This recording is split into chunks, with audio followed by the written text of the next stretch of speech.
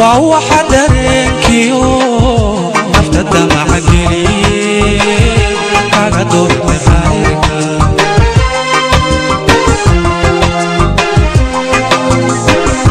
يا بحسن إذا حضالكيو لكينا انتوين أيهاي وهو حدرينكيو أفتد مع جلي كاغا دور بخيرك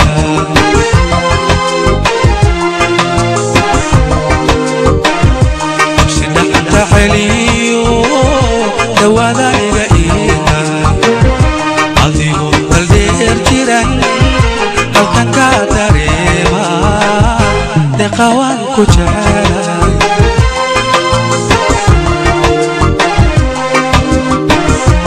سيدحان حليو دوادا إيغا عظيمو بالدير جيران هلكان كاتريما خوان كجعاي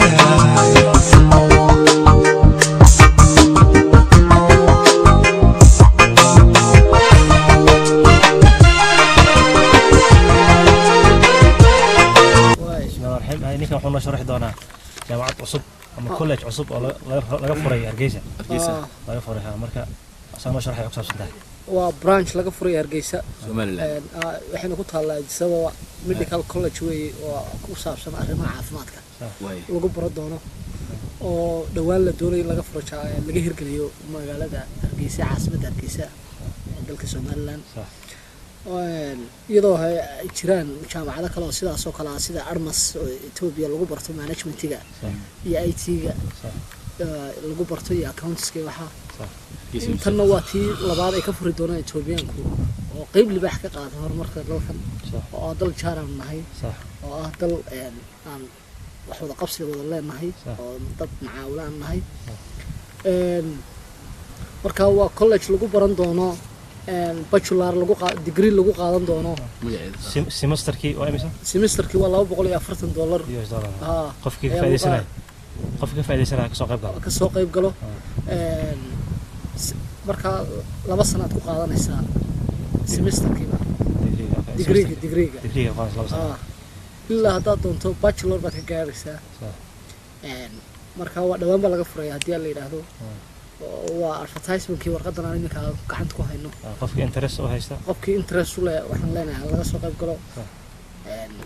marka dalku saasoo horumarkiisu aad kugu cad inay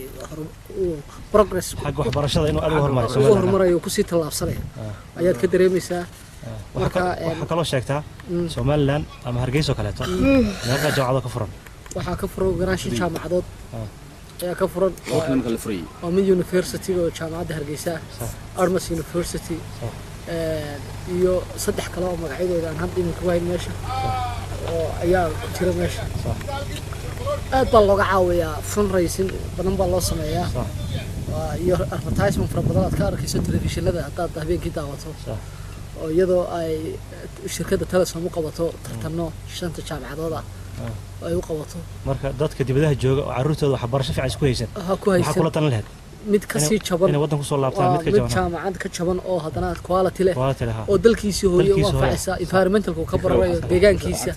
dadkiisa madaaris wax la sameeyay bas aqoontu maanta ha noqoto mid relevant ku ah dalka diin iyo maadi waa lagu bartaa sax waxa jira qaar la seexdo iyo qaar iyaguna aad baa xitaa xagga diinta looga dhismay oo sida sheekhan waaweyn Sheekh Mustafa iyo Sheekh Dir ay aad u sameeyeen barnaamijyo fiican oo bulshada lagu barayo aqoonta diineed waxaad arkaysaa barbaraawi in la yiraahdo alxamdulillah ودليرة فربضان أو سوق عن تيمك جماعة الدعوة وأيضا ضدك آدو صار وصارتها ولي بعد قيب التبليغية يوسف وقامير يوسف حكوا رسالة مركز أنا سكولات حق الدين تاع سنة قبل سنة wuxuu baxay intaasoo khuruuj hay ilaa Pakistan waa tagay Pakistan waa tagay hadana wuxuu tashkiilay dhalinyaro laakiin asbu fiican shirkad dhismaan oo meel buu ka hayaa internetkana dhalinyaro tubaraa meel macdarna uu furan yahay marka waa nin dadaal badan Yusuf oo ah nin active oo aaminay dalkiisa in wax kala soo baxana jecel inta sameeyay الحمد لله waxaan ku darayaa runtii sidaas ismaan laba qori noo sheegay weeyaan xaggan wax barashada diinta runtii horta waddankan aad buu dhismay dad badan boo Yurub inooga yimid waa jiraan oo xagga dhaqan celinta ah xagga waddankan ay aqlima waa jiraan dabeetana waxay noo alifin jamacada dacwa qoladan jamacada ilaahay khayr siiyo madaaris waaweyn oo waxa jirta lagu baro xagga diinta insha Allah subaxi baa la qaadaya ardayga qadada xagaas ku leeyahay quraacda xagaas ku leeyahay waxa la soo celinayaa lixda marka salaada maghrib in yar jirto ardayga la soo celinaya isagoo daalan baa la oranayaa isla markaaba isagoo daalan ayuu markuu cishaaga tukado ardayga waa seexanaya ilaa subaxii dhan wax baranayay waana insha Allah waana xifdi quraan way only xifdi quraan subaxii baska guriga ka qaadaya عربي ولا بريا لكن هو حفظ marka hore xifdiga ugu horeeya quraanka wax kale loogu darayo markuu quraanka dhameeyay ayaa culunti ka loo bilaabaya dadka internetka daawan doona marka wixii interest u hay maxaa sheegay macna fiiga la bixiyo iyo waxaasi fiiga la bixiyo ma badna waxa weeye waa qaar $5 qaar $5 wax noocaas weeye inta ma dhaafsana qaar la seexdana waa jira hadii la helo oo ardaygu seexanayo oo iyadana bishii ardayga soo fasaxayo mar la soo laba jeer la soo fasaxayo bas guriga loo soo fasaxayo gurigana waa in TV-ga laga qaado ay macallimiinta inta badan ku yara waaniyaan insha Allah yaa ku mashquul yahay TV-ga sax oo mashquul yahay dacwada islaamka saas u socotaa alxamdulillah adoo hargeysa oo dhisatay si fiican meel walba ka dhisanaa alxamdulillah Allah noo siyaadi insha Allah ina wadkiina wada timaadaan baan jeclaan anagu oo nala soo aragtaan hadii Ilaahay qadaro insha Allah ma sha Allah cabdikiin soo dhaay maxuu daraysaa assalaamu alaykum waraxmatullaahi wallahi sidaa Yusuf sheegay weeye inta waxa dhaafinayaa horumarkii laga qayb galo horumarka laga qayb galo assalaamu alaykum waraxmatullaahi wabarakaatuh ana iska duubay halkaas waxa ku aragtay weydii igu waraysaa magaciisa Cabdinasiib Xaashi Cabdinasiib baan imika ka waraysan doonaa sida uu arko dalkan iyo dadka iyo environmentalka iyo deegaanka iyo habka horumarku socda maxaad Cabdinasiib aad ka arki karaysaa waddankan marxim hargeysa waxaan joogaa Soomaaliland 3 casho soo dhaweyn aad iyo aad u balaaran kala kulmay waxay u soo dhaweeyay asxaabteedii aan ugu soo deganeen sida Yusuf iyo Shodo kale iyo Warsame oo qaabilsan African Airways wakiil uga ah hay'ado Soomaaliland waa Warsame Xasan Gaas hadii aan u soo laabto dhinaca horumarka Soomaaliland waxa macnaha in kastoo waddankan wax badan ka maqanahay oo Soomaaliya aan ka tagay 91 waxyaabaha TV-da ka daawado markaan la barbardhigo Soomaaliland waa different wax ay shaqo ku leedahay malaha xagga amniga xagga horumarka dadkii oo ah dad wadankooda jecel waxay ahayn amni iyo kala dambeyn intaas kala kulmay waana wax nidaam dawladeed oo macnaha kala dambeyn leh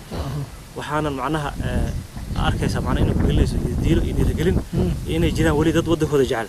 inay jiraan Cabdinasiib ma malaynaysaa in dad badan ay yiraahdaan in dalkaasi rabshad ba ka bilaabin doonto dadka boofiya oo moorarka yar xumeeya ma jiraan taas hadii aan ka hadlo dadka dibadaha jooga waxaan dhihi lahaa idaacadaha iyo internetka dhageysanaysaan waxba kama jiraan 10% dalku waa nimkaliya 90% aan dhihi lahaa 10% ay xaq jira waxay sheegaan laakiin 90% waa waxay jiraan waa waxa macnaha ay sheegaan wax ka jira malaha hadii aan soo qaato Soomaaliland waxay leedahay system ay leedahay systemkeedu waxa kamid ah dawlad xisaab iyo odayaasha macnaha ajnabiga waddanka waxa jira waxa laga daba hadlay system ah odayaasha bulshada odayaasha waxay ku taliyaan ay dadka wada qaataan ugu dambeeya waxaan macnaha ogaataan nabadgelyo sida lagu helo la kala sida lagu helo fuudahay shacabka Soomaaliland waxay go'aansadeen nabadgelyadooda inay xajistaan kan ugu yar iyo kan ugu weyn intaas macnaha ballan ku wada galeen marka dadka dibadda